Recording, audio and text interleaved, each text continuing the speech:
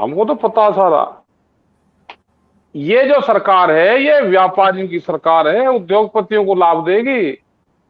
किसान की जमीन कैसे जल्दी छीनेगी तो उसी का तो प्लान बनाते हैं ये।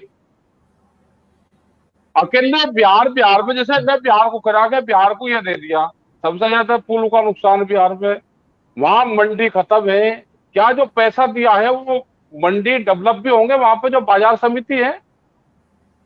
अकेले बिहार को 1 लाख करोड़ रुपए का नुकसान होता है हर साल।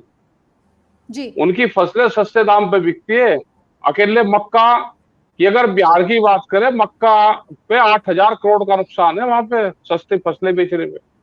और पूरे देश में अगर लगाएं, एमएसपी से नीचे में बेचने में लाखों करोड़ रुपए से ज्यादा का नुकसान अकेले एक एक फसल पे होता है पूरे देश भर में। मतलब किसान जमीन से नफरत करे, ये पूरी प्लान बनती है। किसान खेती को छोड़ दे, जमीन को बेच दे। पूरा व्यापारी, बड़े उद्योगपति सब जमीनें खरीद रहे हैं। मतलब फसलों को नुकसान है और जमीन महंगी बिक रही, तो इसका मतलब ये है कि प्लान दूसरी है कुछ। खेती से लोग नफरत कर, ये मजदूर और लेबर बने यहाँ पे, इसलिए उसके भाव नहीं दिए जाते, इसलिए एमएसपी गारंटी कानून नहीं है।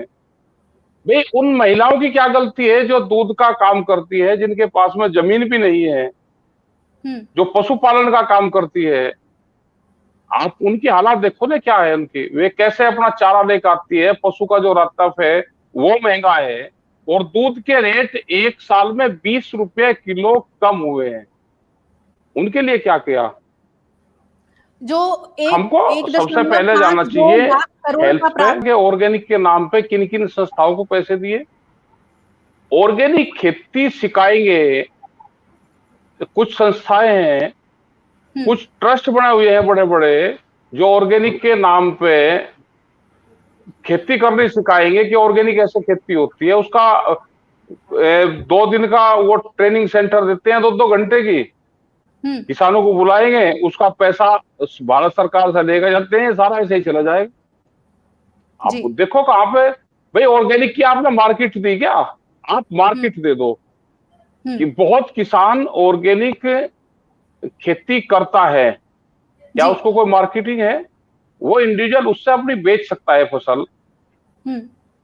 तो ये कोई नहीं है, ये बजट में प्रावधान करते हैं कि हम ऑर्गेनिक के नाम पर इतना देंगे। एक तरफ ये फर्टिलाइजर को बढ़ाने की बात करते हैं, पेस्टिसाइड को बढ़ाने की बात करते हैं।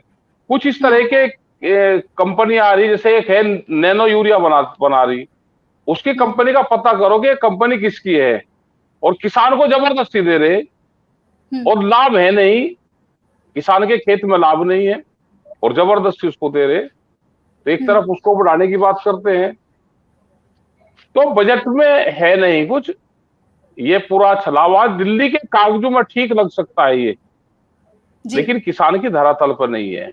ये जो व्यापारियों की बात करते हैं, भाई ये भी तो कह दो कि सरकार उस पर कानून बना देगा, जो सरकार ने रेट निर्धारित कर दिया उसके कम पे खरीद नहीं होगी। बिहार में तो मंडी सेक्टर खत्म कर दिया। सुनिए भाई बात सुन ले, 1 मिनट रुक जा। अरे 1 मिनट बात सुन ले महाराज। बिहार में तो मंडी सेक्टर, उसको बाजार समिति वहां पे कहते हैं, वो पूरा खत्म कर दिया, और 800 रुपए से 1200 रुपए में वहां पे खरीद होती है धान की। वहां पे मक्का 1400 से 1600 रुपए बिकती है, करीब 600 से 700 800 रुपए सस्ती बिकती है। अकेली मक्का में 8,000 7,000 करोड़ रुपए का नुकसान है। अगर एमएसपी गारंटी कानून बन जाएगा तो जो व्यापारी सस्ते में फसलें खरीदता है, वो खरीद सस्ते में नहीं करेगा, उसको भारत सरकार ने जो रेट तय किया है उसके कम पे खरीद वो कर ही नहीं पाएगा। हम ये कानून चाहते हैं, लेकिन ये कानून बनेगा नहीं। ये इन्होंने दालों पर बात करी, इन्होंने तेल के ऊपर बात करी, हम प्रोडक्शन बढ़ाएंगे।